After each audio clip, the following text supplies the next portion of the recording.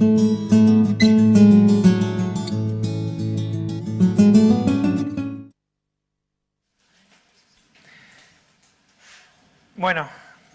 vamos a continuar con una nueva, ahora da ganas de decirlas en inglés, TDV facts o algo así, serían teoría del delito, video frequently asked question. Y una de las frequently asked question más importantes en derecho penal es la pregunta: ¿cuándo una acción se puede equiparar, cuándo una omisión se puede equiparar a una acción?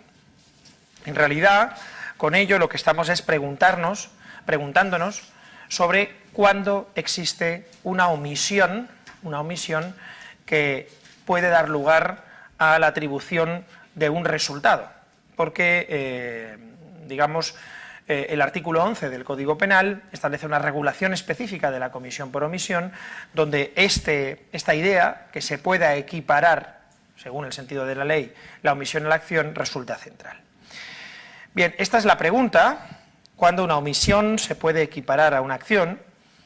Y nos plantea, pues, básicamente la duda de cuándo existe omisión, cuáles son las clases de omisión y cuándo se puede decir, además, en la omisión impropia, que la omisión causa el resultado.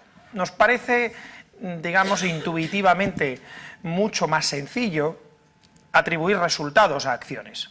Nos parece mucho más sencillo, porque de nuevo tenemos una visión esencialmente naturalística del derecho penal y nos es fácil, no siempre nos es fácil, en casos de responsabilidad por el producto, donde hay problemas aparentes de causalidad o problemas de prueba, mejor dicho, de las relaciones de causalidad, puede no ser fácil. Pero normalmente nos es más fácil pensar en que mata el que clava el cuchillo que el que tiene una especial relación con el bien jurídico. Pero puede ser que en un determinado caso el que clave el cuchillo no sea realmente el que mate y el que mate sea simplemente el que esté mirando.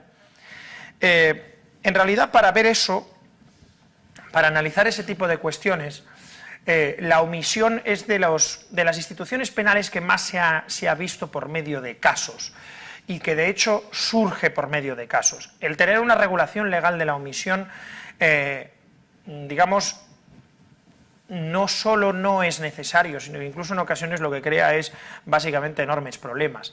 Cuando no existía la regulación de la omisión, ya se castigaban supuestos de delitos de resultado. Directamente las omisiones se establecía, digamos, una relación de responsabilidad entre una omisión y el resultado producido. Aquí tenemos algunos casos, a mí me gustaría plantearlos ahora para después, si queréis, pues utilizarlos como referencia y que las dudas las vayáis planteando así. Jesús es el médico que debía estar de guardia, pero debido a una borrachera del día anterior avisa a las 9 de la mañana de que no va a ir a urgencias. Avisa, por tanto, tarde. Esto es relevante, avisa tarde, avisa cuando, digamos, ya tendría que haber estado allí. Un niño que se ha atropellado por un coche yendo al colegio llega a urgencias necesitando de una exploración para detectar si hay un traumatismo craneal. El enfermero llama 2 veces a Jesús y como este no lo coge, llama a otro médico, Andrés. Este último dice que suban al niño a su consulta y que él se encargará de él. Después de llamarle varias veces dice: venga, súbelo y yo me encargo. El niño sube con su madre a consulta y pasan 2 horas sin que éste sea atendido. A las 2 horas y media de haber llegado a la consulta, el niño sufre una parálisis. Andrés sale rápidamente de su consulta, pero ya es tarde, el niño ha muerto. ¿Algo que plantear respecto al caso? Seguimos. Un padre divorciado está con su hijo de 4 años en la urbanización cuando recibe una llama, que es un animal peruano, como sabéis, una llamada, y desatiende el cuidado de este, sabiendo que hay una piscina cerca y su hijo no sabe nadar. El padre le dice al niño que se acerque a él, pero este no le hace caso. Hay un hombre que está por allí, por la piscina, cerca del niño, está allí en la piscina, fumando un cigarro. En un determinado momento, el niño tropieza y se cae de la piscina, mientras que Juan se mantiene. Este Juan es el que está el que está mirando en la piscina, se mantiene impasible. El niño casi no consigue gritar, cuando el padre llega a los 2 minutos que está hablando por teléfono, el niño ha muerto. Comentaba el otro día Donis si yo voy a poner todos los elementos del caso. Como veis, no voy a poner todos los elementos del caso. Lo que tenemos que establecer es cuáles son los elementos esenciales del caso y establecer hipótesis sobre cuáles son los elementos esenciales de cada uno de los casos. Porque precisamente para lo que sirve, y una de las cuestiones esenciales del derecho penal, es que rompemos el tópico de que la parte sustantiva no es importante. La parte sustantiva se convierte en la absolutamente importante. Rompemos el tópico de que se puede separar lo sustantivo de lo procesal. No se pueden separar, es casi imposible. Solo si comprendes bien qué es lo que tiene que ser probado, te centrarás en qué tienes que probar y en cómo tienes que probarlo. Por tanto, eso nos sirve como ejercicio intelectual, en este caso, para saber qué le dice, mira el hombre al otro, lo ha visto, no lo ha visto, qué es lo que cree, etcétera, etcétera. ¿Por qué decimos que eso se lo representa? ¿Cómo lo podemos probar? Etcétera. Hay una obra con un agujero grande que da a la calle, el jefe lo ve y este se lo dice al arquitecto, el arquitecto a su vez se lo dice, esto parece las obras de mi casa, el arquitecto a su vez se lo dice al jefe de obra, pero este último, como es tarde, lo señaliza sin iluminar para que se arregle al día siguiente. Por la noche, al no tener iluminación, un sujeto que pasa por la calle, cae en el agujero produciéndose graves lesiones.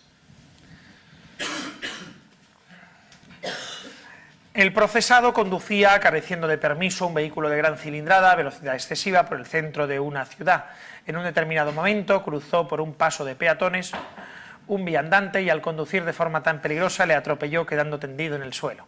Al ver el revuelo que se formaba, el conductor, en vez de parar, decidió continuar hasta huir y no informó de nada de lo sucedido. El atropellado murió horas después en el hospital. Y olé. Anastasio, este es un caso muy interesante, yo creo que este lo hemos visto en clase también, en ocasiones diversas, además es uno de los casos que extraemos de esa magnífica obra docente que es Delictum. Anastasio en ocasiones diversas causó deliberadamente quemaduras a la hija de María, con las cuales convivía, con un cigarro en el dorso de la mano y asimismo propinó varios golpes de gran intensidad en la cara y cabeza de la menor, presentando ya tal estado de deterioro físico como consecuencia de lo descrito, apreciable en su gravedad por el vecindario. Esto no está modificado, esto es que los hechos probados en las sentencias a veces se escriben así de bien. Que motivó a las amas de casa de la localidad a poner un taxi, a las amas de casa de la localidad a poner un taxi a disposición de María con la finalidad de que se le prestara a la niña asistencia médica ante la pasividad de esta para llevarla a un centro hospitalario a donde por fin acudieron. Sospechando el facultativo que atendió a la menor la existencia de malos tratos, se requirió la presencia del médico forense, quien en el reconocimiento apreció las siguientes lesiones derivadas de los golpes, contusiones craneales que dieron origen a un hematoma, bla, bla, bla, lo que motivó su traslado urgente a otro hospital donde fue intervenida quirúrgicamente para salvarle la vida. María, que desde los primeros días del mes de noviembre detectó las continuas lesiones de su hija, conociendo que eran ocasionadas por Anastasio, mantuvo una actitud pasiva. Se supone que la niña no muere, pero tiene lesiones muy graves. Podemos decir que muera, y así pues, nos centramos en el homicidio, y somos más clásicos.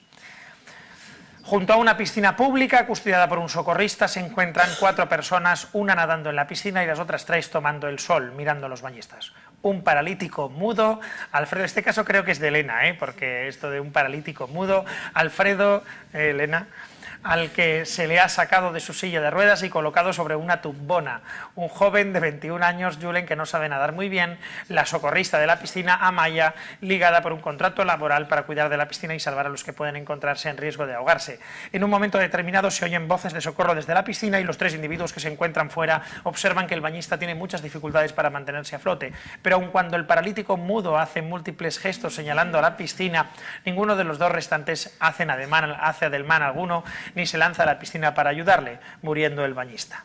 Solo faltaba que echasen a la piscina al paralítico mudo, pero bueno, en todo caso, estos son algunos casos posibles que nos plantean la pregunta que nos estamos planteando y la duda de qué es la omisión realmente. Omitir, evidentemente, es no hacer algo, ¿vale? Es no adoptar una determinada acción posible. Por tanto, la tendencia que tenemos es a considerar la omisión como una no acción. Lo que pasa es que es algo más, porque si no, toda no acción sería a la vez omisión. Solo hay omisión en cualquier, incluso más bien diría que toda acción sería también una omisión, porque en toda acción hay una acción y otras no acciones, y por tanto habría múltiples o infinitas no acciones en cualquier acción. Sobre todo cuando pensamos desde una perspectiva de sustrato físico. En realidad, en toda omisión, más que haber una no acción, la parte que define la omisión, ¿cuál es?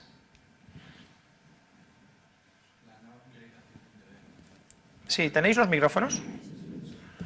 La no realización de un deber, ha dicho por ahí José. Veo que no tenéis los micrófonos, apañaos. Vale.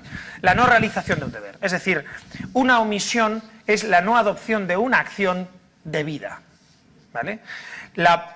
Digamos, el elemento central de la omisión es la valoración.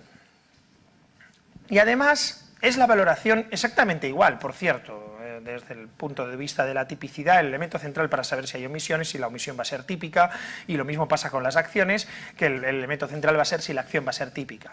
Pero igual que desde la perspectiva, digamos, de la acción, nos es más fácil intuitivamente restablecer la parte de la imputación y la relación entre el agente y el acto, en la omisión esa relación es tan amplia que solo en el caso de que tengamos la valoración nos vamos a centrar en cuál de todas en cuál de todos los momentos nos tenemos que centrar en saber si había representación. Esto de que la omisión no es pasividad, cabe omitir una acción y realizar otra en su lugar, pero bueno, en todo caso está mejor explicado, creo, como lo he dicho hasta el momento.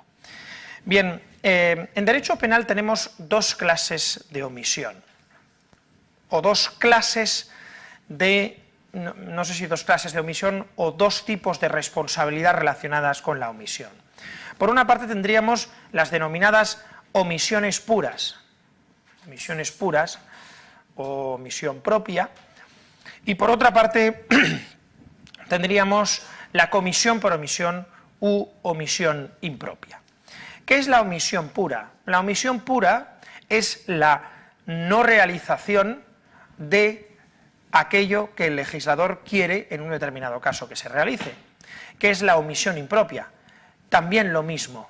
Por tanto, la diferencia entre las dos básicamente no tiene que ver con el propio sentido del injusto, sino con la relación del injusto con un determinado resultado y con la forma de tipificación distinta de cada una de las omisiones. Es decir, la omisión pura en realidad lo que supone es la infracción de un deber que específicamente ha sido incorporado a la legislación penal por parte del legislador. El ejemplo evidente, la omisión del deber de socorro. La comisión por omisión, por el contrario, lo que supone es la atribución de un resultado al sujeto que en principio, desde una perspectiva de imputación, no podemos decir que ha hecho una acción, sino que ha hecho una omisión. ¿Se entiende esto? Bien, para sumergirnos en profundidad en el tema de la omisión, podemos empezar por las omisiones puras. Las omisiones puras vendrían a ser, en realidad, delitos de actividad omisiva. Es decir, no son delitos de resultado, sino que son delitos en los que se atribuye responsabilidad directamente por la infracción de un deber de hacer. ¿Se entiende? En los delitos de omisión pura se establece, desde una perspectiva normativa, la obligación de actuar de una determinada forma y se infringe se sanciona al sujeto por infringir ese deber de actuar. En las omisiones puras, por tanto, los elementos que tenemos son pues, una situación que la ley establece como un presupuesto del deber de actuar, peligro manifiesto y grave, desamparo con peligro manifiesto y grave, próxima comisión de un determinado delito, en el caso del 450, la ausencia de una acción debida, que es el centro de la valoración. Nosotros tenemos que analizar si realmente había esa situación, impedir o avisar a la autoridad, socorrer en el caso del 195, y la capacidad de realización de la acción, cuando pudiera hacerlo, pudiendo hacerlo sin riesgo propio ni de terceros, etcétera, etcétera. En realidad, las omisiones las veremos, las omisiones puras, no quiero perder yo tiempo en esto, las veremos cuando veamos la parte especial. De momento esto lo vamos a dejar, y aunque esto lo veremos después para explicar la comisión por omisión por injerencia, ahora de momento lo dejamos. Bien, ¿qué es en cambio la comisión por omisión frente a esto? La comisión por omisión, que también se llama omisión impropia, es la comisión de un delito de resultado, es decir, es el delito de resultado, el delito en el que se establece el resultado desvalorado como injusto, ese delito cometido por medio de una omisión. En realidad, lo que supone es la imputación al sujeto de la representación de una determinada situación probable ante la cual se omite la actuación a la cual yo se supone que estoy especialmente obligado. ¿Por qué se supone que estoy especialmente obligado? ¿Y por qué en la comisión por omisión yo voy a tener que estar especialmente obligado? Pues porque, bueno, no sé si José quiere contestar. Yo creo que es porque has generado una expectativa para los demás, ¿no? Sí, digamos, esa sería la fundamentación que tenemos que encontrar, pero digamos que yo lo que quería preguntarle en este caso era desde una perspectiva técnica. Desde una perspectiva técnica es lógico que en la comisión por omisión se exija que yo esté especialmente obligado. ¿Por qué? Porque no se trata de la infracción de un deber jurídico de actuar de una determinada forma, sino que se trata de la atribución del resultado. ¿Se entiende esto? La diferencia en la comisión por omisión frente a la omisión pura, ¿cuál es? ¿Cuál es? Sí, la diferencia esencial de inicio, sí, la atribución del resultado. Y la atribución del resultado hace que lo que en la omisión pura se trate de una obligación de cualquier persona de actuar de una determinada forma, el que no omita el socorro de persona que se halla en peligro manifiesto y grave, ¿podemos al que no omita el socorro de una persona atribuirle responsabilidad por su muerte? ¿Sí o no? ¿Podemos a una persona que se queda mirando atribuirle responsabilidad por quedarse mirando? Depende. Depende, solo en el caso de que digamos que tienes obligación en la situación concreta de actuar de una forma. ¿Se entiende o no? Bien, ¿eso qué sería? Una norma prescriptiva. Una norma prescriptiva que nos obliga a actuar de una determinada forma. Si yo incumplo la norma prescriptiva por medio de mi inacción, en ese caso soy responsable. Pero ¿se me puede hacer a mí responsable por un resultado es decir, simplemente por la obligación de socorrer? No.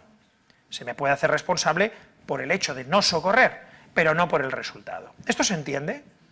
Bien, insisto en ello porque ahora vamos a verlo con más profundidad, pero a veces podemos tener la tendencia de considerar que todos somos responsables de todos los bienes jurídicos, y todos no somos responsables de los bienes jurídicos. Antes hemos hablado del principio de autorresponsabilidad, hablaba Ana, del principio de heteroresponsabilidad. En realidad, esto también deriva del principio de autorresponsabilidad. Cada uno es responsable de lo que hace. Todos vamos a ser responsables porque todos tenemos determinados deberes. Por ejemplo, el legislador ha establecido el deber de solidaridad y ha dicho que las personas que se hallan en peligro manifiesto y grave, el otro día decía Manu que sobre ello puede existir un error de prohibición genérico, no somos conscientes de que todos tenemos la obligación de socorrer, pero lo tenemos. Estamos obligados, pero que estemos obligados a socorrer significa que se nos puede hacer responsable de los resultados que se deriven de no socorrer, cuando desde una perspectiva fáctica es posible que si yo hubiera socorrido no se hubiera producido el resultado. ¿Entendéis lo que estoy queriendo decir? Lo que estoy queriendo decir es, todos tenemos muy claro que no hay una omisión del deber de socorro. Cuando yo estoy en mi coche veo que hay un accidente delante de mí y no socorro, no socorro, me voy, y bueno, la persona pues no muere, pero de milagro, pero tiene lesiones importantes y al final pues viene una ambulancia como a las 2 horas, etcétera. Todos entendemos que eso es omisión del deber de socorro. Pero si yo estoy en el mismo caso, yo estoy en el coche y estoy yo solo y veo de repente que pasa un niño que se acerca a un río y me quedo mirando y el niño cae al río y no hay nadie más, de repente todos tenemos la sensación de que eso es algo distinto. Yo no sé si lo es o no lo es, pero lo que es importante es establecer como base que porque el resultado sea más grave o menos grave, o el resultado más o menos grave, no nos puede definir el deber que nosotros infringimos. Nosotros infringimos el deber que nosotros infringimos, no lo define el resultado. Si el tipo muere o el tipo no muere, da igual, hay omisión del deber de socorro. ¿Esto se entiende lo que quiero decir? Porque tenemos la tendencia, en el momento en que se produce un resultado muy grave, nos pasa como en la imprudencia, decimos, es que hay una falta de diligencia. No, la falta de diligencia hay que analizarla desde una perspectiva ex ante. Pues aquí igual, realmente todo resultado que yo hubiera evitado es responsabilidad mía. ¿Todos en sociedad somos responsables de cualquier resultado que acontezca en el mundo? ¿El empresario es responsable absolutamente de todo lo que pasa en su empresa? No. No, de todo no. Todo omisión del deber. Es que debería haber vigilado. Hombre, ¿se entiende lo que quiero decir? Bien, los deberes hay que tender, en la empresa por ejemplo es un ámbito donde precisamente no hay demasiados problemas, porque prácticamente están regulados. Y prácticamente existen pues, muy complejas regulaciones sobre cuáles son los deberes específicos de cada uno de los agentes. Una cosa muy interesante que se está planteando hoy en el derecho penal empresarial y probablemente, es decir, es la que está en el centro de todas las discusiones, es precisamente la delegación de deberes y la omisión por parte del administrador que se supone que ha delegado un deber. ¿Se puede delegar todo deber? No. Si yo cojo y digo, bueno, yo voy a crear un responsable de calidad y así el delito ambiental se lo va a tragar el responsable de calidad. Eso, es decir, ¿te elimina la responsabilidad de todo lo que acontezca? Tampoco. Por tanto, insisto, es muy importante que tengamos en cuenta que mientras que la omisión pura supone la infracción de un deber general, la comisión por omisión supone la infracción de un deber especial del autor. Y solo en el caso de que encontremos ese deber especial del autor, podemos atribuirle responsabilidad por la comisión del resultado, aunque sea por medio de una omisión. Por eso se llama comisión por omisión. ¿Se entiende? ¿Se entiende? Lo que estamos haciendo en este caso es imputar el resultado al omitente igual que si lo hubiese causado por acción, lo cual solo se puede hacer en el caso de que haya un deber especial en un delito de resultado. Bien, la comisión por omisión en nuestro país está regulada por medio de un artículo, el artículo 11 del Código Penal, que viene a establecer las condiciones de la aplicación de la omisión. La verdad es que el artículo 11 del Código Penal es un artículo que, a juicio de muchos, es un artículo discutible, es una tipificación expresa de la omisión discutible. Yo creo que no es tan imperfecta como a veces queremos hacer y que probablemente determinadas modificaciones del mismo podrían suponer más problemas interpretativos y hermenéuticos. Y yo creo que es posible establecer una interpretación esencialmente adecuada del precepto. Pero es verdad que es una regulación específica que probablemente no fuera del todo necesaria, pero estamos en un país de una tradición frente a la tradición anglosajona donde no tenemos auténtica confianza en que los jueces establezcan sistemas de sistemática e interpretación jurídica realmente adecuados y sin embargo donde tenemos la tendencia a que el legislador bueno, todo lo regule de forma expresa, a veces creando más problemas. Elena y Carlos, me mareáis. El artículo 11 establece que los delitos o faltas que consistan en la producción de un resultado solo se entenderán cometidos por omisión cuando la no evitación del mismo al infringir un especial deber jurídico del autor equivalga, según el sentido del texto de la ley, a su causación. Esto es muy interesante porque esta es la frase esencial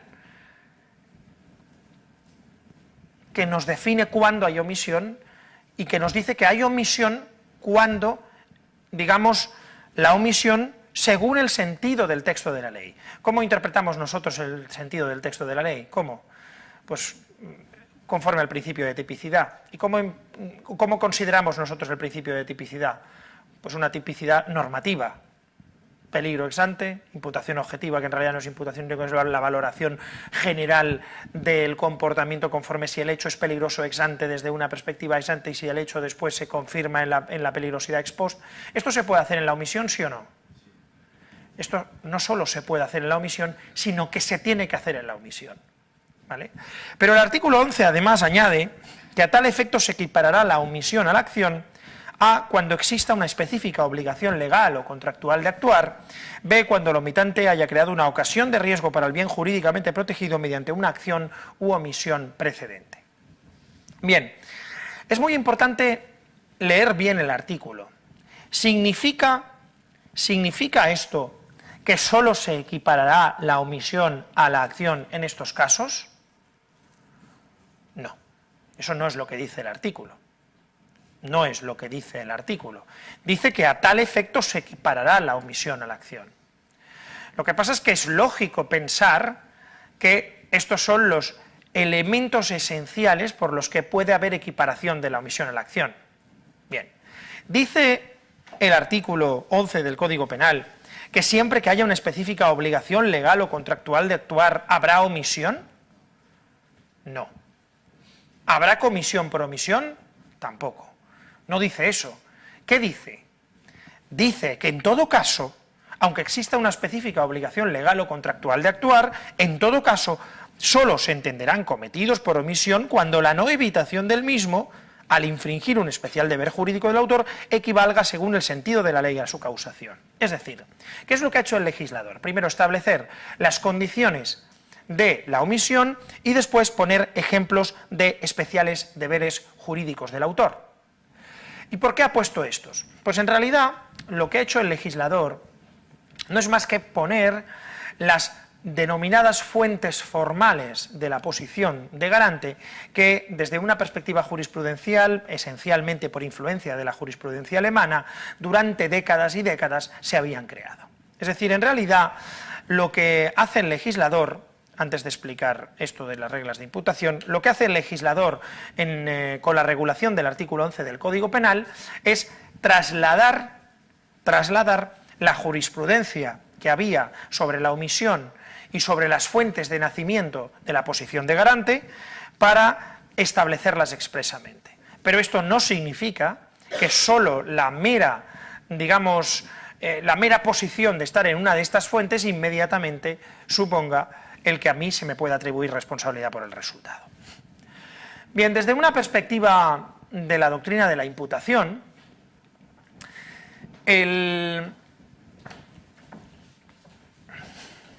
¿alguien me puede explicar cuál es el papel o cómo funciona tanto la comisión por omisión como la omisión pura desde la perspectiva de la doctrina de la imputación? ¿Alguien incluso quiere salir a explicarlo? ¿No? Bueno, pues ¿alguien lo quiere explicar desde ahí? ¿Cómo funciona una omisión pura? A ver, José. Las omisiones son esencialmente normas prescriptivas. Tenemos un comportamiento, ¿cuál sería? El no hacer. Pues por ejemplo, según la norma prescriptiva, ¿por qué hacemos lo del ir y venir de la mente, decimos? Porque para saber cuál es el comportamiento nos tenemos que ir a la valoración. Entonces, ¿cuál es la valoración? Que tenías que hacer algo. No hacer algo, no socorrer a una persona desamparada. ¿Qué se te tiene que poder imputar para que haya omisión del deber de socorro? ¿Qué se te tiene que poder imputar? Que pudiendo hacerlo, no lo hiciste. Que tú tienes conocimiento y control ¿de qué? Primero de que hay una persona desamparada. ¿Sí o no? Conocimiento y control de que hay una persona desamparada. Yo estoy así, ¿vale? Yo estoy quieto, yo me quedo aquí, ¿vale? Fumando cigarro, lo que sea, ¿vale? No sé. ¿Vale? ¿Hay acciones aquí? Sí. Acciones hay. ¿Hay hechos, sí o no? ¿Cuál es el hecho que se imputa en este caso? ¿Cuál es? Bien. ¿Cuándo se produce esa valoración? ¿Cuándo hay un hecho típico? José, ¿te has quedado colgado? Sí, cuando la víctima se halla en peligro manifiesto y grave. La situación de peligro manifiesto y grave nos define el qué, la representación de la imputación. ¿En qué caso de una omisión del deber de socorro no habría acción? Cuando la víctima ya está siendo socorrida, ¿no? Vale. No habría acción. Cuando no se A ver, conoce la decidme víctima. un ejemplo, os pongo yo un ejemplo. Hay un coche que acaba de tener un accidente, que se está empezando a incendiar, ¿vale? Y que puede acabar incendiándose el coche. Y la persona se ha quedado inconsciente, está privada de sentido. Simplemente con tocarle a la ventana, abrirle la puerta, la persona sale. No hay peligro en ese momento, pero como pasen unos minutos, ¿vale? Bien. Pasa un coche. Decidme que el conductor no realiza ninguna acción. No que su acción no es típica. Decidme que el conductor no realiza ninguna acción. No lo ve. Evidentemente. ¿Cuál es la parte de la imputación en las omisiones puras? La representación de aquello que después, en valoración, vamos a considerar como la infracción de la norma prescriptiva. ¿Se entiende o no? No se entiende. No se entiende. Jocelyn, ¿se entiende o no? No. Vuelvo a explicarlo. Cuando hay una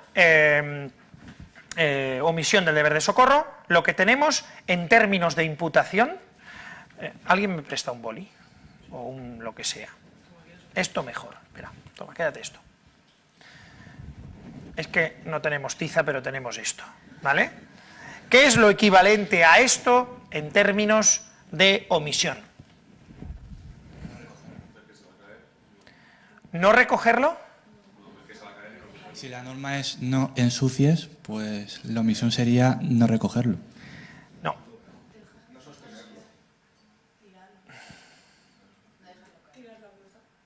Saber que se va a caer. La representación. En términos de imputación, ¿se entiende esto o no? Bien, vamos a ver.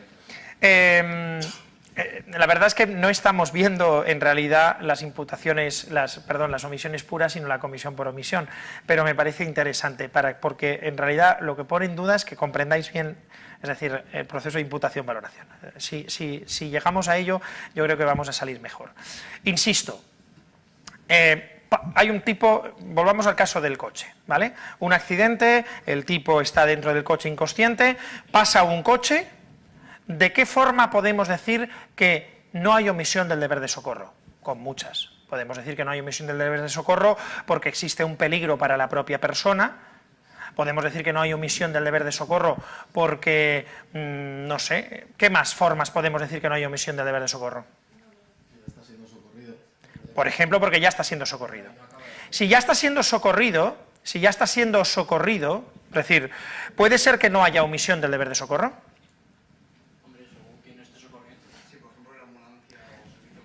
Por ejemplo. Bien. ¿Estamos de acuerdo, Manu? Sí. Pregunta, ¿habría hecho?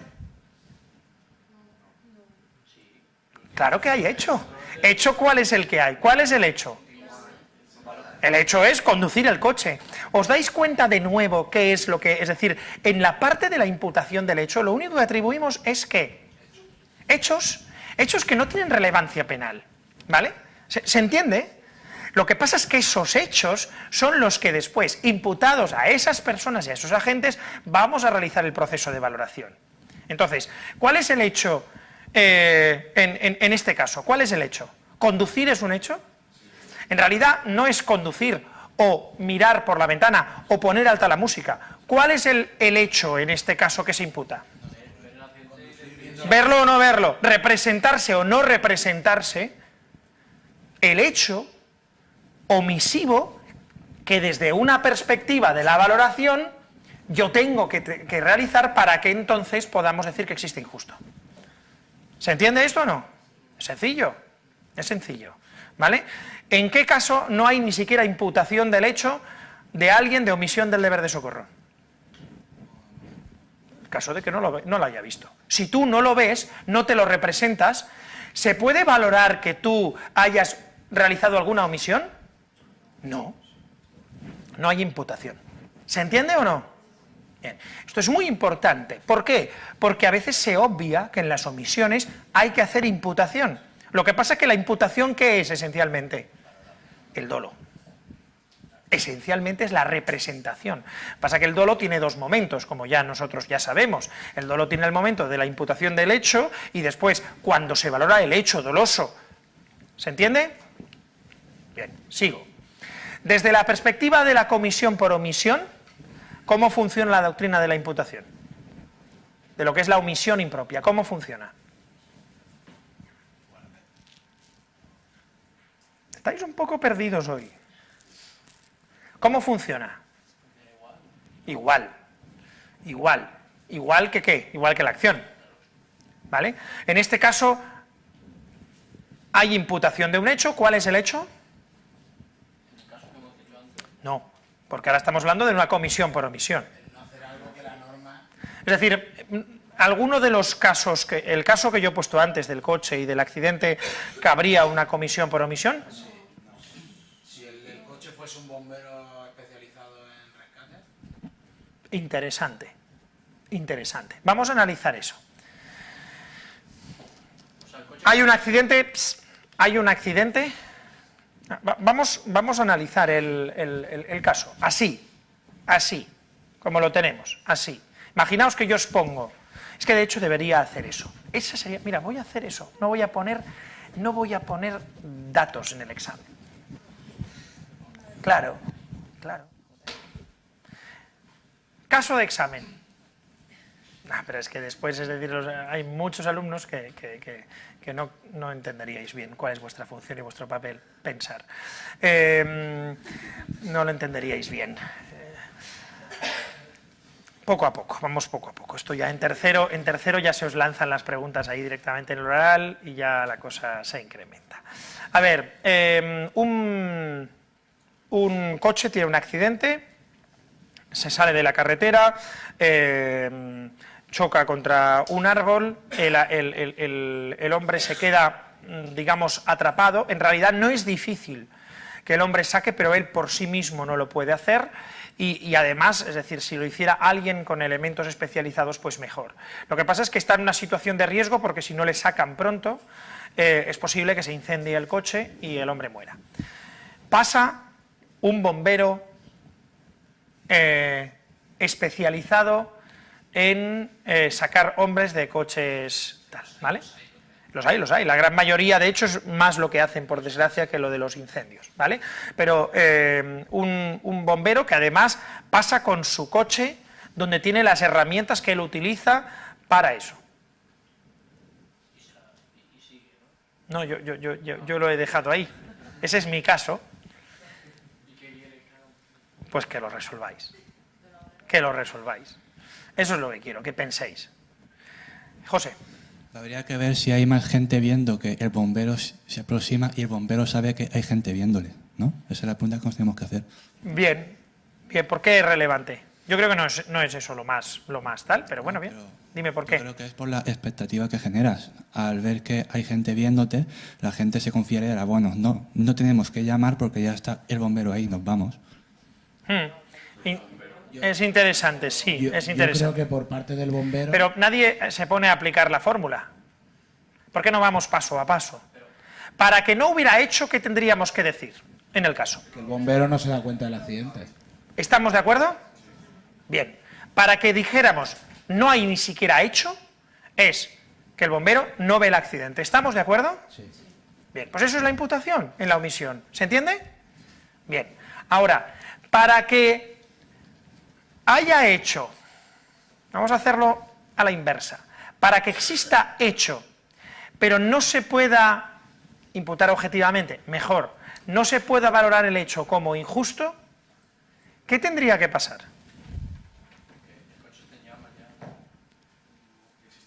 Hay muchas, aquí hay bastantes opciones. Yo quiero que me digáis ejemplos. El coche está en llamas ya y está quemándose el tío. Y va a explotar en cualquier momento. Ya no tienes por qué poner en peligro tu vida. Eso es un elemento que puede ser de tipicidad, pero porque está incorporado expresamente en el tipo penal de la omisión del deber de denunciar la omisión del deber de socorro. Pero no tengo yo tan claro que fuera un elemento de tipicidad si no tuviera incluido expresamente. Sí, además, Manu. el profesional sí que tiene deber de actuar aunque haya riesgo. El tipo no lo recoge en el caso de que seas un profesional. Sí, además os estáis centrando en ¿qué? En las omisiones puras, ¿vale?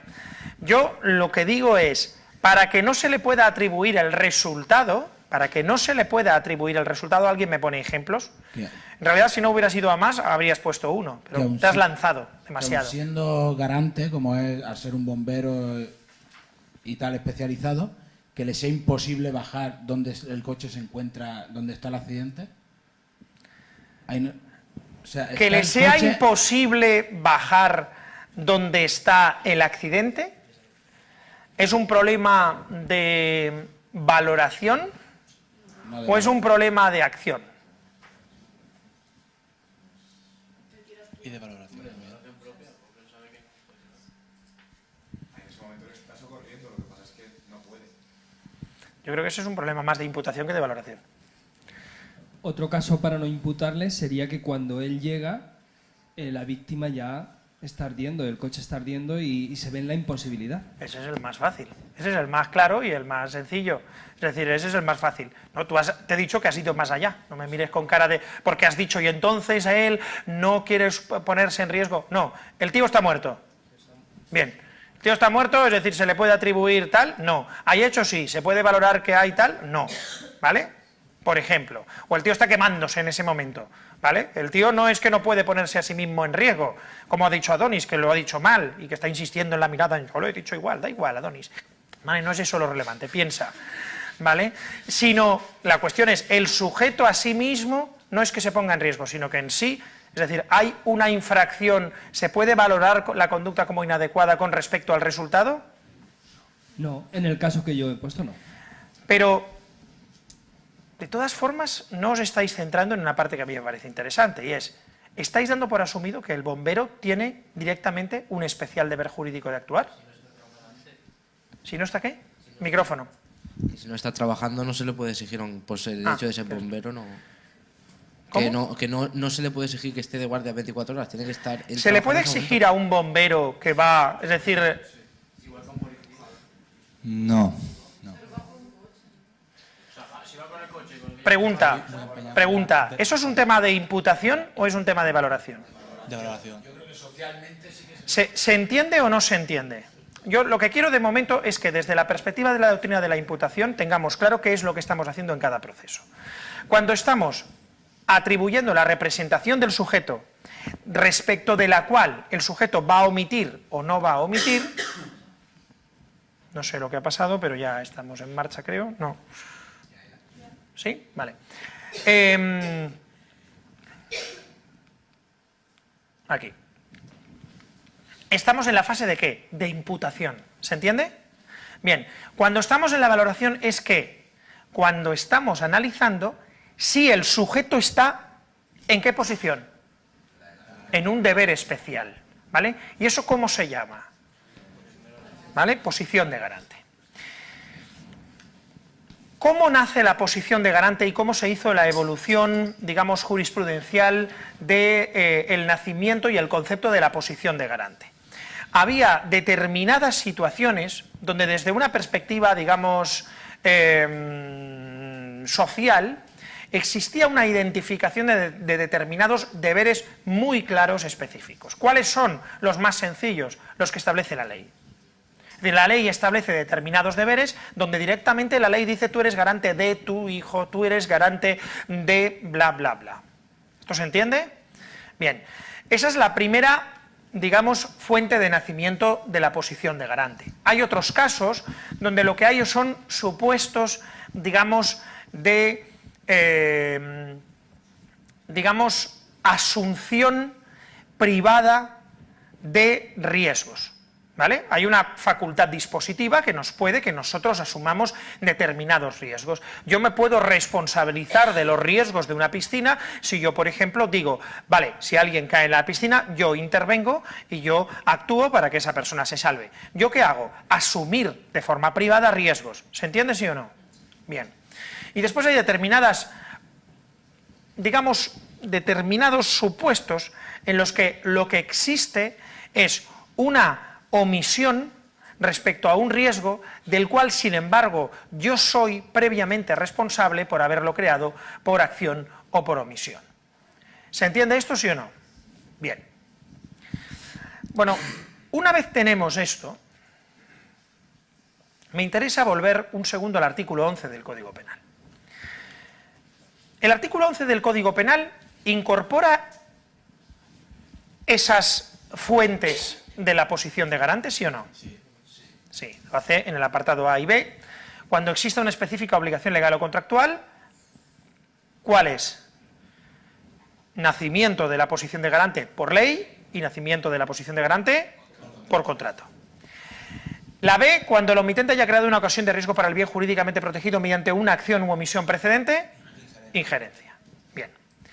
Ahora, vuelvo a insistir. ¿Dice solo eso? No. Dice además que, pues dice que los delitos o faltas que consistan en la producción de un resultado solo se entenderán cometidos por omisión cuando la no evitación equivalga según el sentido del texto de la ley a su causación. No es solo que tiene que haber un especial deber jurídico, sino que tenemos que ser capaces de decir lo mismo que decimos respecto a la acción. ¿Y qué es lo que decimos respecto a la acción? Imputación objetiva. Creación del riesgo ex ante. ¿Se puede crear un riesgo por omisión? Sí. Bien, si hablamos de creación de un riesgo ex ante, respecto a cuál de los elementos, respecto a todos los especiales deberes jurídicos del autor, ¿cuál de las tres fuentes de posición de garante de las que he dicho es en realidad la única fuente real de nacimiento de la posición de garante? Injerencia. ¿Por qué? ¿Se entiende esto? ¿Qué estoy queriendo decir? Lo que estoy queriendo decir es, fijaos, tenemos tres fuentes de nacimiento de la posición de garante. Obligación legal, obligación contractual. Tercera, creación de una ocasión de riesgo para el bien jurídico protegido. Si a la vez lo que estoy diciendo es que en toda omisión, para que equivalga a la acción, es necesario que, según el sentido del texto de la ley, equivalga a su causación, y lo que os estoy diciendo es que en derecho penal la causación, según el sentido del texto de la ley, exige que haya creación de un riesgo desaprobado ex ante, ¿qué es lo que estoy queriendo decir? Que en el caso de la injerencia, siempre que haya nacimiento de injerencia, habrá ¿qué? Comisión por omisión. Y en el caso de la obligación legal, siempre que haya obligación legal, ¿habrá comisión por omisión? No. Solo en el caso de que haya obligación legal y podamos decir que hay, de algún modo, injerencia también. Y que con la obligación legal estamos incumpliendo nosotros un riesgo. ¿Se entiende esto más o menos? Ahora lo vamos a ver en los casos. Dime. Pero siempre, o sea, la obligación legal, cuando dices que para que sea comisión por omisión, volvemos a lo mismo, que tienes que tirar tú mismo el riesgo que... Claro, lo que quiero decir, esencialmente, lo vamos a ver ahora en los casos. Caso Anastasio. Adonis. Centrémonos en este. La pregunta es, ¿cómo tenemos que hacer la interpretación de la responsabilidad y qué tenemos que hacer en la interpretación de la responsabilidad? Lo que os estoy pidiendo, esencialmente, es que pensemos en la omisión en los mismos términos y de la misma forma que pensamos con respecto a las acciones. Las acciones ya nos hemos olvidado del causalismo naturalista. Bueno, pues en las omisiones es más fácil todavía. En las omisiones, es decir, no hay causalismo naturalista. Lo que hay es que representaciones y deberes. la representación, imputación y el deber de actuar. Por tanto, tenemos que pensar la parte del deber en términos de ¿qué? De imputación objetiva. ¿Se entiende esto, más o menos? Bien. Anastasio en diversas ocasiones, bla, bla, bla. ¿Es Anastasio el que nos interesa aquí? No. ¿Quién nos interesa aquí? La madre. La madre sabe que Anastasio le pega a su hija palizas, bla, bla, bla. Pregunta, ¿es la madre responsable de una omisión del deber de denunciar un delito? Sí, podría serlo. ¿Pero es responsable de algo más? Podría ser. ¿Podría ser la madre, es más, yo no tengo claro que fuera responsable de la omisión de denunciar un delito, porque en principio la responsabilidad de denunciar un delito que comete uno mismo no existe. Con lo cual, en realidad, lo que habría más bien es, ¿puede ser la madre coautora? Espera, antes de eso. Sí. ¿Cómo que has dicho de que no puedes denunciar? Sí, vamos a ver. O sea, el delito que está haciendo Si la hacemos responsable a ella del delito, lo que nos piden cuando nos dan los golpes es que os pongáis el micrófono. Si la hacemos responsable a ella del delito, no existe omisión del deber de denunciar un delito. ¿Vale? Otra cosa es que la podríamos hacer a lo mejor en un momento anterior, cuando ella todavía no es responsable. Pero, Adonis, no es lo más relevante ahora. ¿Vale? A ver, Jocelyn, pásale el micrófono a Adonis en todo caso porque me estás mareando. Dime, ¿quieres decir algo? No, que no entiendo eso que has dicho. Vale, pues lo dejamos ahí. Lo dejamos ahí. De todas formas, después volvemos si hace falta. ¿Vale? A ver, ¿dónde estamos? Me estáis mareando. ¿Qué es lo que no entiendes, Adonis? ¿Qué es lo que no entiendes, Adonis?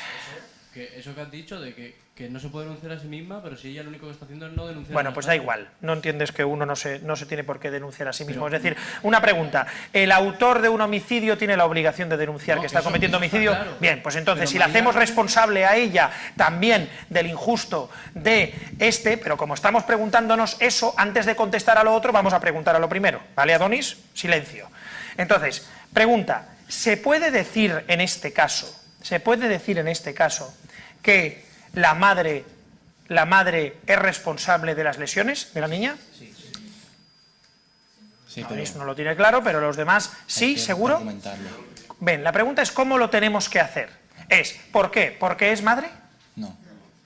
Es decir, cuando nosotros tenemos lo que es la posición de garante, ¿existe una obligación legal de la madre, desde una perspectiva formal, de proteger a la hija, sí o no? Sí. Sí.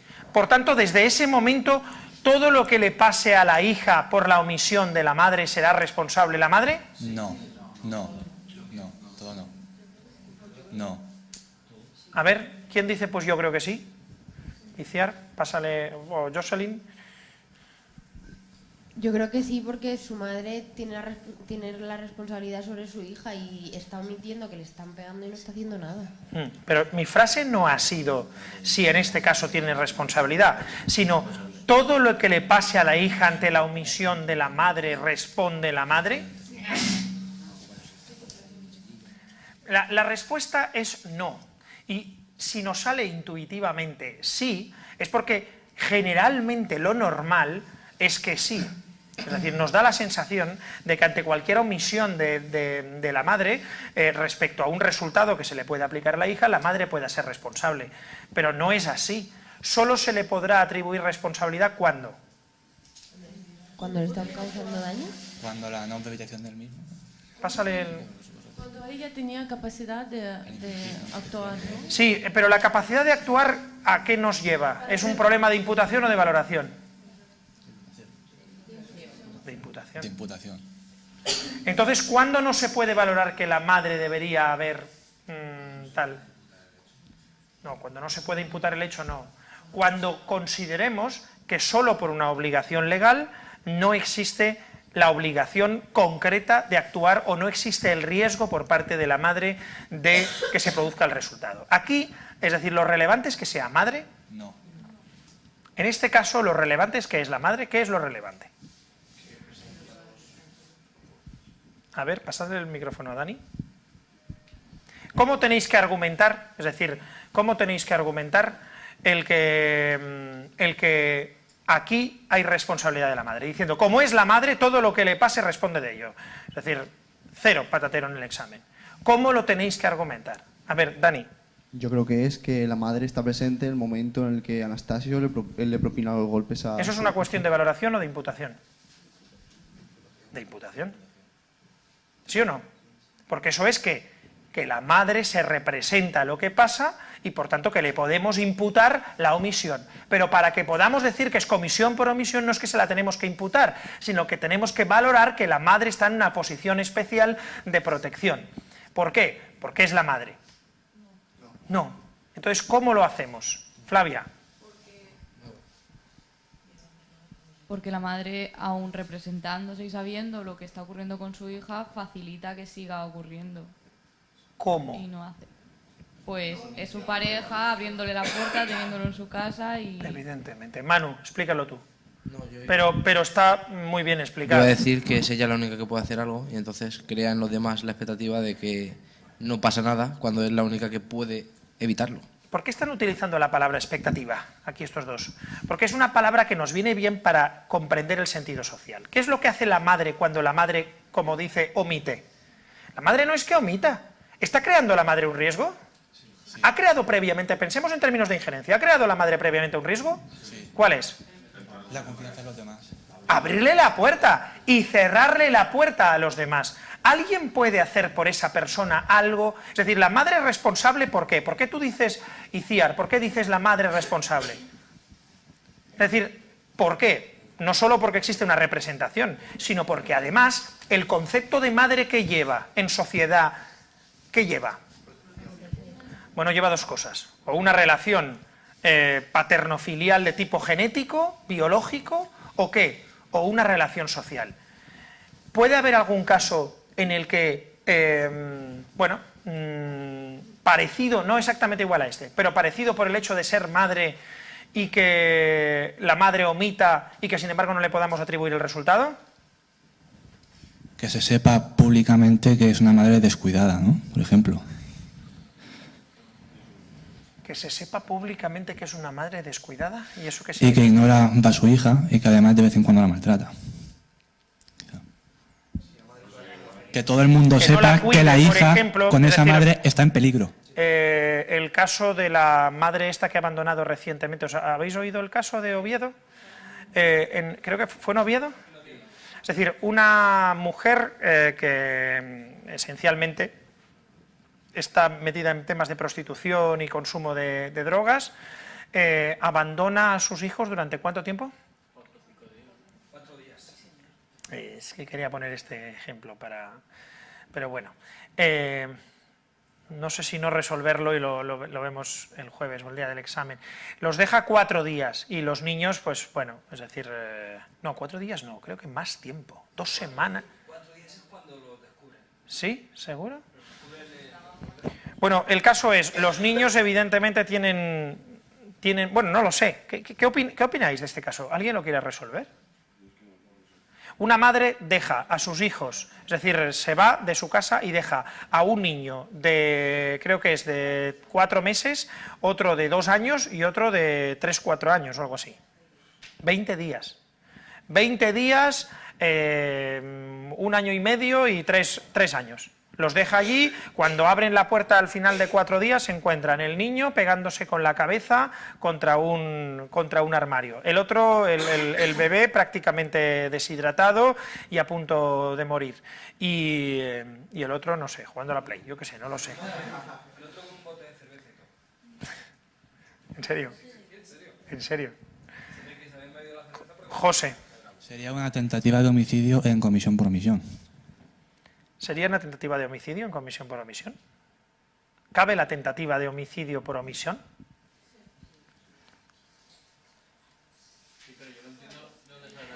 Vamos a ver, pregunta, ¿qué hay en este caso? Resolvamos este caso. Respecto a la madre. Respecto a la madre, silencio. En todo caso, micrófono y levantáis la mano antes. Pregunta, ¿quién resuelve este caso? Adonis. La madre. ¿Qué?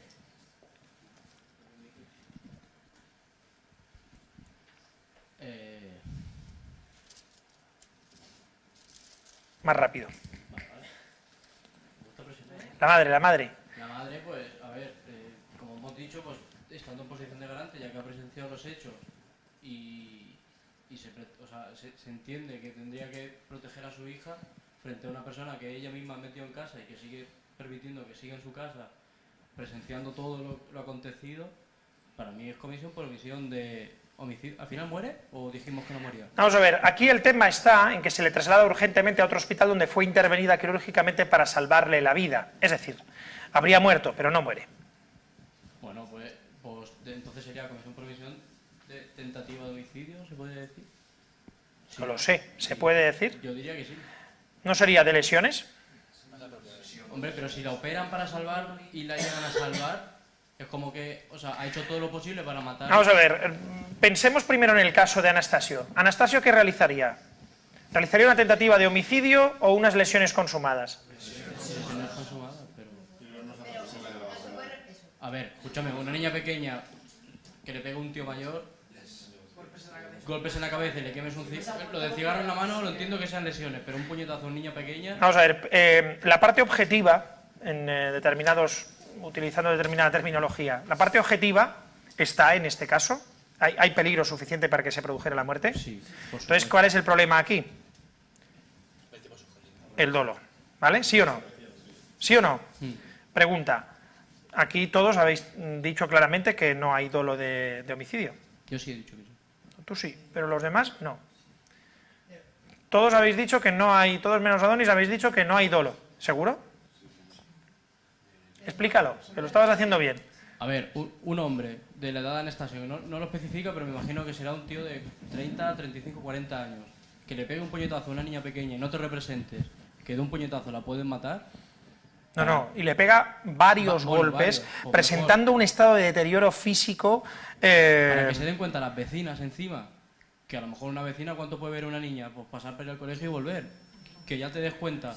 Malos tratos reiterados y patadas y, vamos, puñetazos en la cabeza, quiero decir. Tienes que representar, sí o sí, que te la vas a cargar. ¿Podría haber por parte de Anastasio dolo? La pregunta es, ¿podría haber entonces una tentativa de homicidio por parte de Anastasio? ¿Qué es lo que nos pasa, de nuevo? ¿Quién va a decir que no ve la tentativa de homicidio? Antonio, ¿estamos de acuerdo? Antonio, ¿hay tentativa de homicidio o no la ves? Sí, aquí sí que la veo. Por parte de él. Por parte de él. De la madre no. La madre sería coautora. Pero de una tentativa de homicidio. Claro, porque está permitiendo. Pero de homicidio. ¿Tú crees que la madre quiere que muera la niña? La madre no quiere que muera la niña. Pero hay dolo. Pero hay dolo. ¿Hay dolo o hay imprudencia? La madre sería imprudente y él dolo. No, Antonio, no. Iciar, dime. Que por parte de la madre también hay dolo porque está viendo que la están maltratando y en algún momento se le tiene que pasar por la cabeza, se le representa que va a morir. La representación que ha dicho Adonis para el tipo este, ¿se le puede aplicar a la madre, sí o no? Claro, evidentemente. Entonces, ¿qué tendríamos? Ya no tenemos lesiones, tenemos que homicidio en grado de tentativa. La pregunta es, ¿se le puede establecer a la madre en comisión por omisión responsabilidad? En este caso, como coautoría o como cooperadora necesaria. Bien, eso, es decir, entraríamos en la otra dimensión. Pero, tanto, si la vamos a considerar coautora o si la vamos a considerar cooperadora necesaria, tanto en un caso como otro, tenemos que decir que existe comisión por omisión e imputación objetiva. ¿Existe o no? ¿Por qué? ¿Porque la madre está obligada o por qué? ¿Cómo me lo argumentáis? Argumentádmelo. Yo lo argumentaría que la madre, María, crea un peligro jurídicamente desaprobado, potencialmente apto para producir el resultado en el momento en el que... Hace de madre, aparentemente. Sí, aparentemente. Y en el que se niega a que trasladen a la niña, teniendo las vecinas en ese momento que obligarla. Entonces, ella ahí ya crea... Yo creo que lo ha creado antes. Pero que ahí... En ese momento se manifiesta más claramente, pero yo creo que lo ha... En el que no evita. En el que hace de madre. Exacto. Es decir, el tema no es que sea madre, sino que sea madre y haga de madre, porque cuando tú haces de madre, de alguna forma... Vale, ¿se entiende esto, sí o no? Bien, ya tenemos claro, por tanto, lo que es imputación, lo que es valoración y cómo tenemos que hacer el proceso. Eso significa... Un segundo. Y si, por ejemplo, aplicáramos la variante que dijo José, de si la madre fuera una yonki y pasara de la niña totalmente, ahí ya no tendríamos que ponerle... Es que ese era el caso que estábamos planteando, que era el caso de Oviedo. Es decir, la madre... Es decir, yo no tengo claro... Es decir, no sé, estamos retrasando un poco el final de la clase y no tengo claro si nos vamos a enquistar demasiado en ese caso. ¿Queréis que lo planteemos o no? Mi única pregunta es, ahí... O sea, esa variante, ¿qué es lo que repercutiría? O sea, ¿se le podría quitar lo de la posición de garante por ser así? Yo en principio creo que no. Yo en principio creo que no. ¿Pero por qué? Lo que pasa es que depende, por ejemplo, es decir, que haya intervención, por ejemplo, de los servicios sociales y que los servicios sociales deberían haber tal. Yo creo que ahí hay un problema de elementos de heterorresponsabilidad. Es que podamos decir que hay otro que es responsable. Por ejemplo, es decir, esencialmente imaginemos que la comunidad ha asumido el papel de tutelar a los niños. Entonces, digamos, por el hecho de que la madre sea madre, ya no existe esa especial relación. Pero es un caso complejo, habría que explicarlo muy bien y concretarlo muy bien. En todo caso, me interesa más seguir con la misma argumentación respecto a cada uno de los casos. ¿Cuál es entonces la posición de garante ley? La posición de garante ley es que formalmente, como pone aquí, que formalmente exista una obligación legal. No solo eso, sino que materialmente exista un dominio sobre un foco de peligro. ¿Domina la madre el foco de peligro, sí o no? Sí. Totalmente. O sobre la protección de un bien jurídico que equivalga, según el sentido de la ley, a la causación. Es decir, ¿podemos decir en serio que la madre le está pegando a ella también? Sí. Sí. En ese caso, sí. Es decir, el padre no puede pegar, el Anastasio no puede pegarle como le pega si la madre no actúa como actúa. ¿Estamos de acuerdo? Bien. Caso de la piscina pública. Caso de la piscina pública. Lo mismo, exactamente igual. La cuestión no es que exista una obligación contractual. La cuestión está en que desde una perspectiva material podemos decir lo mismo definido por la obligación contractual. ¿Se entiende o no? Es decir, todos los casos de los vigilantes de la playa, todos los casos en los que omiten, ¿todos van a ser comisión por omisión? No. No. Pero es verdad que la mayoría de los casos de vigilantes de la playa o de piscina, ¿qué es lo que hacen con su actuar generalmente? El estar ahí ya crea una confianza en los demás. Crear una expectativa en los demás y eliminan, digamos, potencialmente la intervención de los demás que podría hacerse en el caso de que no hubiera nadie. ¿Se entiende esto? Es decir, si tú, vas a una playa, yo qué sé, Virgen del Caribe, donde no hay nada, que van con una barca, con un grupo, no hay nadie, vas los 7, 8 y alguien empieza a ahogarse, ¿qué es lo normal que haría cualquiera de los demás que está ahí? Que se lanzara. Si vas a una playa pública donde ves que hay una torre de esas de vigilancia, cuando ves que alguien se está ahogando, ¿qué es lo primero que harías? Esperar a socorrista. ¿Sí o no? Bien, pues eso en el fondo lo que hace es que crea un riesgo. ¿Quién quiere resolver este caso? Es fácil, ¿eh? ¿Cuál es el tema del tetrapléjico? Le ha puesto aquí Elena, paralítico. El tetrapléjico, ¿en qué posición está? En que no hay acción. ¿Se entiende? No hay acción, no hay imputación, es decir, no hay omisión. Bien. El joven de 21 años, Julen, que sabe nadar muy bien. Vamos primero, si queréis, a la socorrista, a Maya. Ahí está claro, ¿no? ¿Seguro? Yo lo que quiero es que me lo argumentéis. Sí. Elena, ¿lo quieres argumentar tú? Micrófono. O sea, serían los dos casos, ¿no? En el caso del socorrista. La obligación por contrato de actuar y... Vamos al socorrista. Sí, el socorrista tiene obligación contractual. Y luego aparte, o sea, comisión por omisión, porque viendo el riesgo que está el hombre ahogándose en la piscina, no actúa. O sea, tiene la doble obligación, ¿no? Vamos, tiene una obligación y no actúa. Pero ¿simplemente es porque es el socorrista de la piscina o por qué? No, porque lo que tú has dicho, eso de que la gente se confía... Al Porque por el hecho de serlo, es decir, por el hecho de serlo, otro se tira a la piscina pensando que... Es decir, ¿cómo se incrementa el riesgo? ¿Cuál es el incremento del riesgo en este caso? ¿Se entiende o no? Bien. ¿Y el otro, el joven de 21 años?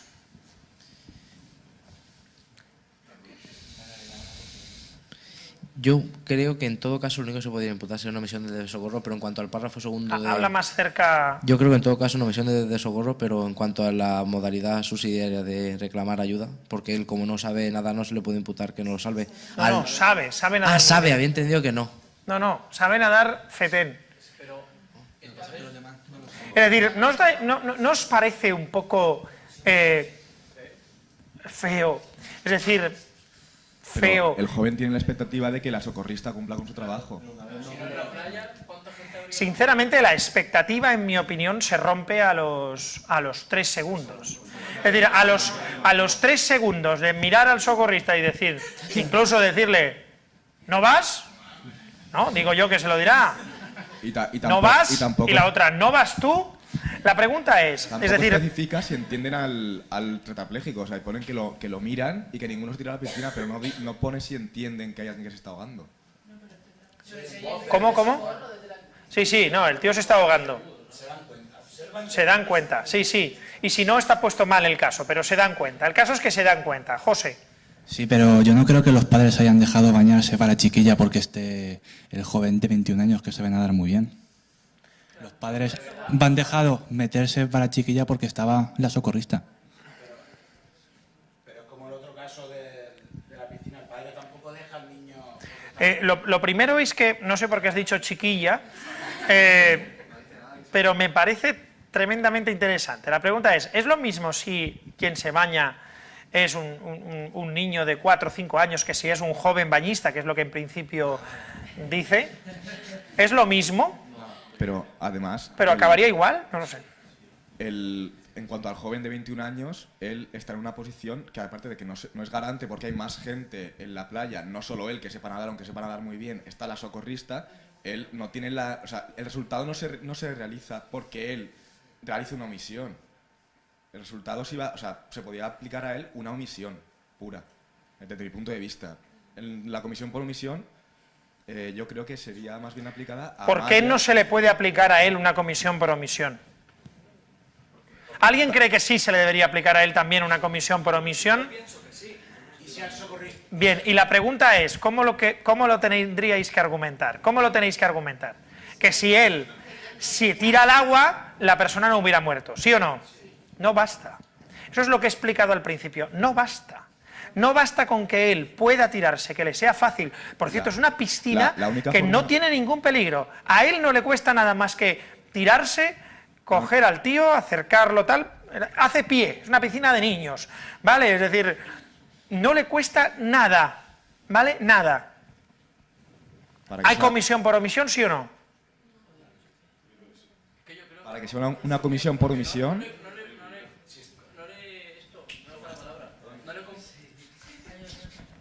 No le compete a él.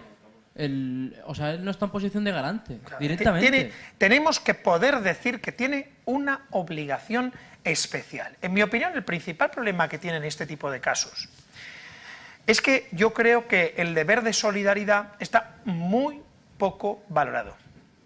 ¿Y sabéis cómo se valoraría el deber de solidaridad? Aumentando la pena de la omisión del deber de socorro en determinados supuestos. Claro. ¿Como este, por ejemplo? Claro. Yo creo que hay determinados supuestos de omisión del deber de socorro. Es decir, peligro manifiesto y grave. Yo creo que, es decir, hay determinadas infracciones de deber de solidaridad que a mí me parecen gravísimas. Y este es un ejemplo. Es decir, no le cuesta nada. No produce ningún riesgo. Y va a morir una persona. ¿Es lo mismo una omisión del deber de socorro de que se ponga en peligro la salud, que se ponga en peligro la vida de una persona? En mi opinión, no. Y sin embargo, el deber de solidaridad se establece que de forma proporcional sea cual sea el bien jurídico en peligro. En mi opinión, ¿por qué el caso del niño nos llama tanto la atención? ¿Y por qué si fuera una niña diríamos, hombre, pero es que puede...? Es decir, porque en realidad lo que no nos parece normal es que esto se sancione con una pena de prisión de 6 meses. Que es con la pena que se sanciona, o con una multa. A que Carlos, pregunta, Carlos. ¿El resto de la playa no tiene ninguna responsabilidad? No, la playa no, estamos en una piscina donde hay 3 tipos, 3 personas. Este es mi caso, tú pon el caso que tú quieras, guapo. Pero en este caso, pregunta, ¿hay comisión por omisión por parte de la socorrista? Sí. Yo creo que sí, yo creo que sí. El que está nadando es el que se ahoga. Pero vamos, en todo caso, si quieres que se socorra a sí mismo, sí. A ver, no, Iciar. Micrófono. Que el chico este de 21 años que sabe nadar muy bien, cuando ve que la socorrista no hace nada y va, o sea, ve que el otro se está ahogando, ahí no, o sea, ¿surge una obligación especial de actuar, sí o no? Sí. No. ¿Por qué no? No, porque no. Porque, es decir, porque para decir que hay comisión por omisión, el tío tiene que coger, pegarle un golpe y tirarle en la piscina para que se ahogue. Porque eso es matar a un tío. Matar a un tío es tirar a un tipo, pegarle un golpe para que no pueda respirar. Incluso si él se lanzara y cuando está llegando para y se ahoga porque le han visto que se lanza a socorrer al bañista, pero mientras que está yendo para ir a socorrerle, también porque se le imputa que porque él ha ido, la socorrista no ha ido. Entonces sí, se le puede imputar el hecho, pero muy bien. que no pasa algo así. Muy buen ejemplo, muy bien planteado. Es decir, si él lo que hace es, voy yo, se tira, y en el momento en que se tira, hace como que le está socorriendo y no le socorre, Claro, ahí sí. Claro. Muy bien, muy bien. Claro. ¿Se entiende esto? Sí. Ahora, ¿os parece bien en serio que se le castigue solo como una omisión del deber? A mí no, ¿eh? Es que a mí lo que me parece es que está mal regulado el deber de solidaridad. Yo me he dado cuenta que quizá el problema no es que esté mal regulado el artículo 11. El problema es que a lo mejor lo que está mal tipificado es el artículo 195. Lo malo es que se hable de deber de solidaridad. Porque no se habla Ponte un micrófono que no te oímos. Que lo malo es que se hable de deber de solidaridad, que es muy abstracto. A lo mejor si pusiera aquellos actos que atenten contra la vida y la salud, pues ya te ahorras de eso y de estar discutiendo. Por eso que yo creo que ahí el principio de proporcionalidad da lugar a deficiencias y da lugar a, pues eso, a que haya supuestos que se castiguen con muy poca pena y supuestos donde se pueda castigar con mucha pena. En serio, porque haya un accidente todo el mundo tiene que parar, tal, y que se vayan aplicando ahí 700 omisiones del deber de socorro a cada uno que no ha pasado. Yo creo que no es el mismo tipo de riesgo. Ahora, la tipificación de eso no es sencilla, pero yo creo que se puede hacer. ¿Se entiende? ¿Se entiende esto? Bien. ¿Qué nos queda? La fácil, la injerencia. ¿Por qué digo la fácil? Porque en el fondo, si todas tienen que reducirse a esta, bueno, pues se trata de reducirlas a esta. Ahora, en la ley y en el contrato siempre tenemos ese soporte de esa obligación formal. Aquí no tenemos soporte formal. Aquí tenemos nosotros mismos que decir que el sujeto ha creado el peligro. Dolosamente. El procesado conducía careciendo de permiso un vehículo de gran cilindrada a velocidad excesiva por el centro de una ciudad. En un determinado momento cruzó por un paso de peatones un viandante y al conducir de forma tan peligrosa le atropelló, quedando extendido en el suelo. Al ver el revuelo, el conductor en vez de parar decidió continuar hasta huir y no informó de nada de lo sucedido. El atropellado murió horas después en el hospital. ¿Qué hay ahí? El conductor realiza varios peligros antes, tanto careciendo sin permiso de conducir como conducir con exceso de velocidad por una ciudad. Muy bien. ¿Y entonces qué hay? En ese caso habría dolo por parte de... Habría dolo por parte del conductor. Dolo por parte del conductor. ¿Y entonces qué hay? ¿Cómo se resuelve el caso? Después, él cuando atropella a la persona al paso de cebra... ¿Es atropello doloso? No, bueno. No. Ah, sí, no sé. no. No. O sea, atropello doloso no. Pero... Entonces, es decir, ayer lo dije, no habléis de dolo. Es decir, porque el dolo nos puede producir ese efecto. Di de qué tiene representación y de respecto a qué tiene responsabilidad dolosa. Pero ves, dices, hay dolo. Y sin embargo, de repente nos encontramos con que a lo mejor no hay responsabilidad dolosa. No, lo que hay es representación de qué. Claro. Del peligro que está haciendo. Pero ¿hay representación del peligro que es el peligro que efectivamente es el peligro típico? Flavia. Yo creo que hay dos cosas que hay que separar. O sea, primero, el hecho de... Acércatelo más. el hecho de conducir sin permiso de conducir y demás y atropellarlo, eso sería una imprudencia. Pero después... De nuevo, lo mismo. Es decir, no hablemos de dolo o de imprudencia, no, sería una imprudencia. ¿Qué sería? Es decir... Una acción imprudente. ¿Sería una acción imprudente el conducir sin permiso? No, atropellarle, sí. Vale, pero entonces, es decir... Por eso digo que vayamos paso a paso. ¿El conducir sin permiso lo realiza con representación, sí o no? Sí, claro. ¿El conducir a excesiva velocidad la realiza con representación, sí o no? Sí. No digáis la realiza con dolo, porque es decir, os vais a liar. ¿La realiza actúa con conocimiento de eso? Sí. Vale, bien, sigue, Flavia.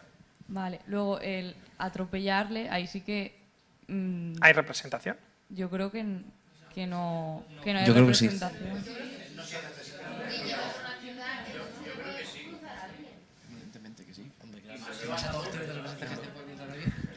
Yo creo que no. Yo creo que no. Yo creo que no se representa... O sea, conducir a alta velocidad por la ciudad no te representa que se te puede cruzar alguien y matarlo. No. ¿No te lo representa en serio cuando vas a 200 por ciudad? Yo creo que no. Pues si no te lo representas, es raro. Además, yo creo que no. En el caso real creo que ¿En serio? Pero,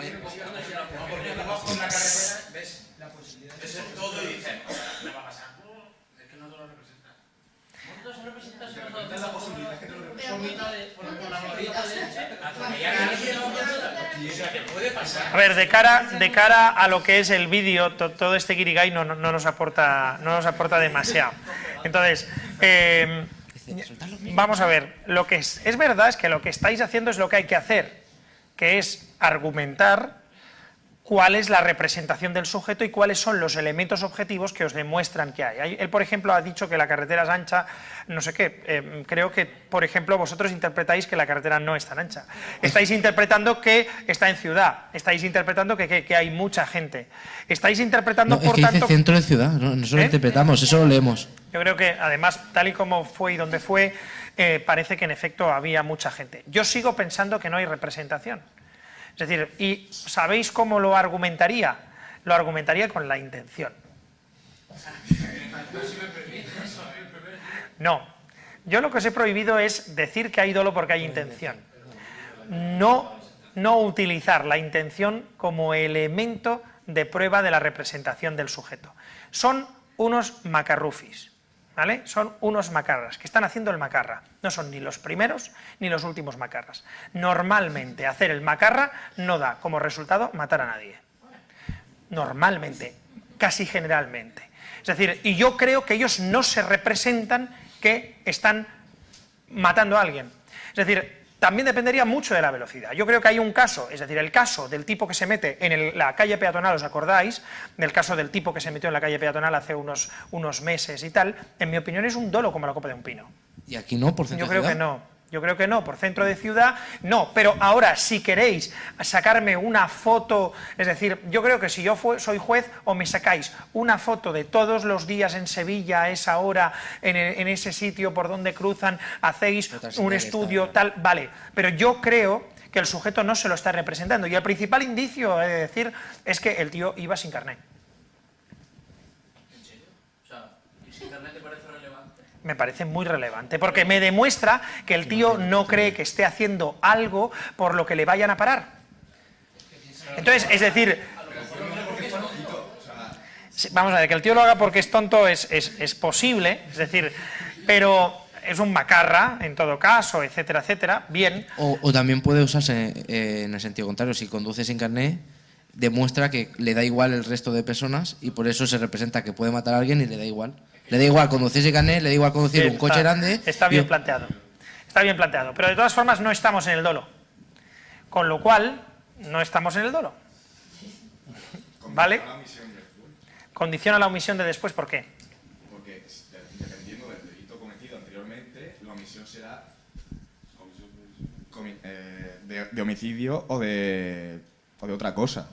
No, será comisión por omisión. Depende de la si no sería omisión del deber socorro, ¿no? Si es una injerencia imprudente o fortuita. Puede ser incluso comisión por omisión de un vamos a ver. De homicidio. Vamos a ver. Si por injerencia de un delito de homicidio. Está bien planteado y a la vez no. Pero, Carlos, vamos a plantear, estoy de acuerdo, vamos a resolverlo. Es dolo. ¿Vale? Yo creo que no, vamos a decir es dolo. ¿Qué hay? Resuélvelo. Es dolo, ¿eh? Sí, ¿qué hay? O sea, Farruguito comete un delito de homicidio doloso al conducir de forma temeraria por la vía pública el centro de ciudad sin carné, poniendo en peligro la vida de los viandantes, atropellando a un individuo y al representarse que esa colisión puede ocasionar la muerte en caso de no ser socorrido por nadie, en ese caso, ¿hay más gente? ¿Hay más gente en la vía?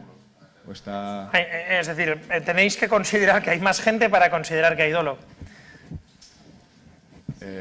Por narices. Es decir, tienes que ser coherente. Hay un montón de gente. Hay mucha gente, independientemente de que haya mucha gente, por injerencia, ser el responsable de que si no es socorrido esa persona, se le imputa el delito de homicidio igualmente.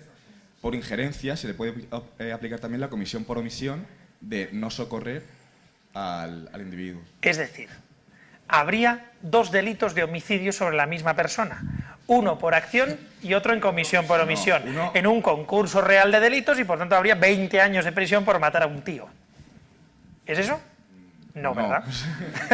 Bien, entonces la pregunta es fácil. ¿Y qué más da la comisión por omisión si ya el tío dices que se representa que están matando al tío y efectivamente lo más lleva al resultado? Es un delito de homicidio por acción. Claro. Punto. Bien. Por tanto, como estamos en la omisión, ¿qué es lo que sabemos? Que no es homicidio que para ese caso no se resuelve. No es homicidio para que pueda haber comisión por omisión. No, es que no es homicidio doloso. Es decir, y si es homicidio doloso por acción, ya da igual la comisión por omisión. Puede ser homicidio imprudente y por comisión por omisión. La pregunta es, si hay homicidio imprudente, podría haber, es decir, vamos a ver, es que no si hay homicidio imprudente, si hay un actuar imprudente, es decir, vamos a plantearlo ahora desde la perspectiva de la comisión por omisión. Desde la perspectiva de la comisión por omisión, ¿él omite, sí o no? Sí. Sí, bien. ¿Él crea un riesgo? Sí. ¿Cómo crea el riesgo? ¿Con dolo o con imprudencia? Con dolo. ¿Cuáles son los dos riesgos que crea, Flavia? Pues el primero, el atropellarle, que para mí sí es imprudente, y el segundo, el irse, que sí que es doloso. El atropellarle es imprudente y el irse es doloso. ¿Estamos de acuerdo? Vale.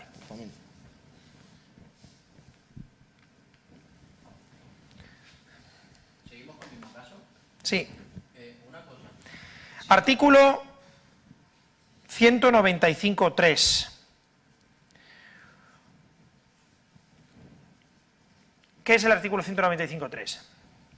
La omisión del deber de socorro por injerencia. Fortuita. La regulación establece que el artículo 195 es omitir el socorro, el artículo 195.2 el omitir el auxilio en el caso de que no se pueda producir el socorro, el artículo 195.3 es cuando se ha creado previamente el peligro por acción fortuita o imprudente. O imprudente, con más pena cuando es por acción imprudente. Con más pena que el 195.1 cuando es también por acción fortuita. ¿Vale? Bien. Pregunta. En el caso de Farruquito, ¿cómo es la acción? ¿Fortuita, imprudente o dolosa? Imprudente. Si la acción es imprudente, ¿hay comisión por omisión, sí o no? No. No. ¿Por qué? Porque lo que habría es acción fortuita, ¿estamos de acuerdo, Flavia? Omisión dolosa. ¿Eso qué es? 195.3. Por tanto, es decir, con la omisión dolosa, volvemos al ejemplo de la piscina, el tipo que omite dolosamente. Solo con el dolo de la omisión no se causa la muerte. ¿Cuándo se causa la muerte con el dolo de la omisión? Cuando existe un especial deber. ¿Y cuándo hay un especial deber? ¿Por ley, por contrato? No. Cuando, bien, por ley, por contrato o por lo que sea, se ha creado un peligro. La pregunta es, este es el supuesto, digamos, básico de la omisión, la injerencia. Es la omisión pura, es la omisión de verdad. La omisión de verdad es la injerencia. ¿Cómo ha creado previamente la acción? ¿Cómo? de manera imprudente. De manera imprudente, es decir, el legislador ha establecido en el artículo 195.3, en mi opinión el gran problema es la regulación de la omisión del deber de socorro, además en las distintas características. A mí no me gusta nada, pero lo cierto es que acción fortuita, omisión dolosa, 195.3, acción imprudente y omisión dolosa, podría haber aplicación del 195.3 y además comisión por omisión del homicidio imprudente. Hay quien defiende esa posición. En mi opinión, conforme está regulado el Código Penal, sería una analogía en parte. Estás teniendo en cuenta dos veces la creación del riesgo imprudente para establecer dos resultados desvalorados, es decir, sería un nebis in idem. ¿Se entiende esto?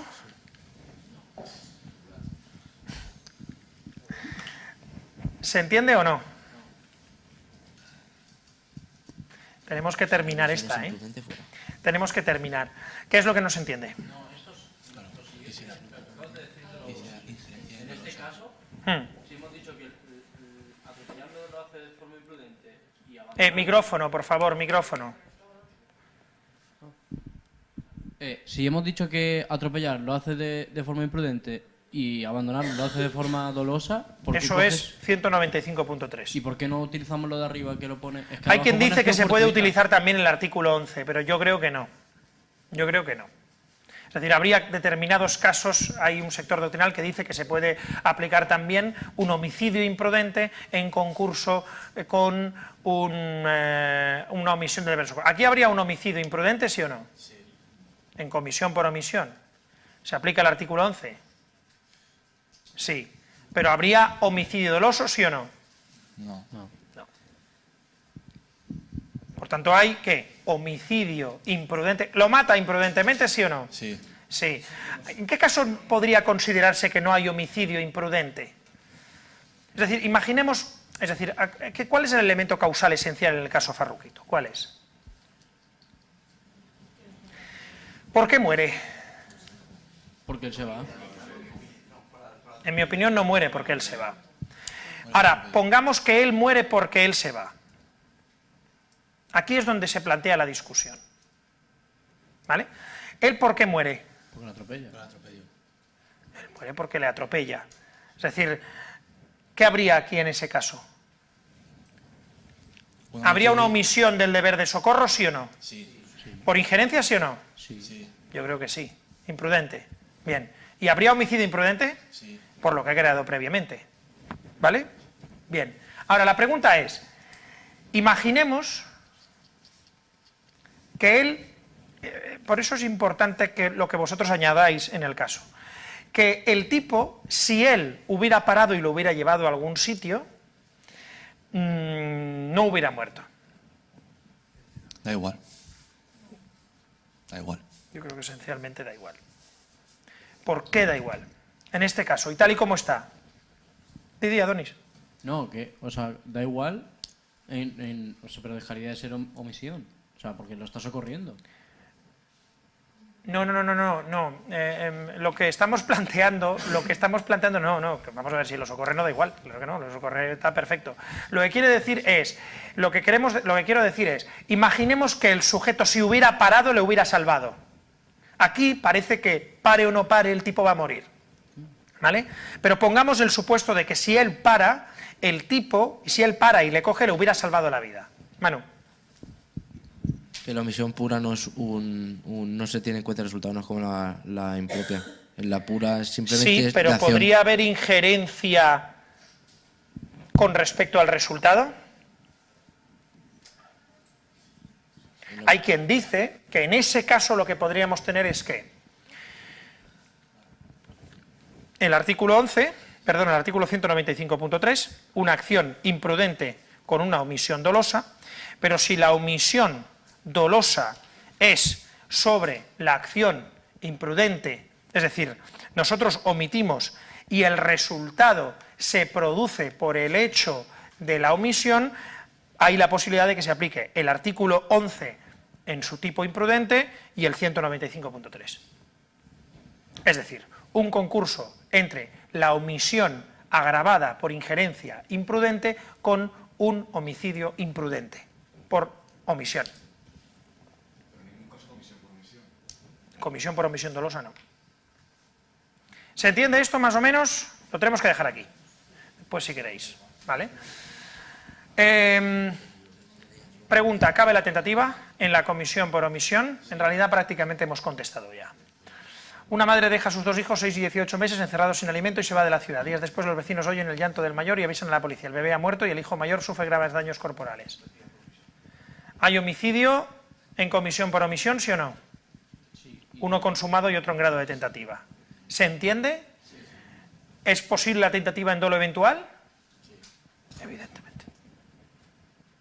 Es que no existe la diferencia entre dolo eventual y tal, existe el dolo. ¿Se entiende esto? Bueno, pues entonces hemos llegado al final. No sé si hemos batido el récord de la imputación objetiva o el récord del dolo. ¿Cuándo una omisión se puede equiparar a una acción? ¿Quién quiere contestar a la pregunta? Que, por cierto, esta creo que la pone, es una de las preguntas que pone en el libro. Es una pregunta muy interesante. ¿Cuándo una omisión se puede equiparar a una acción? Da para páginas. Pues eso. La siguiente que vamos a resolver es ¿cuál es el fundamento de las causas de justificación? Gracias.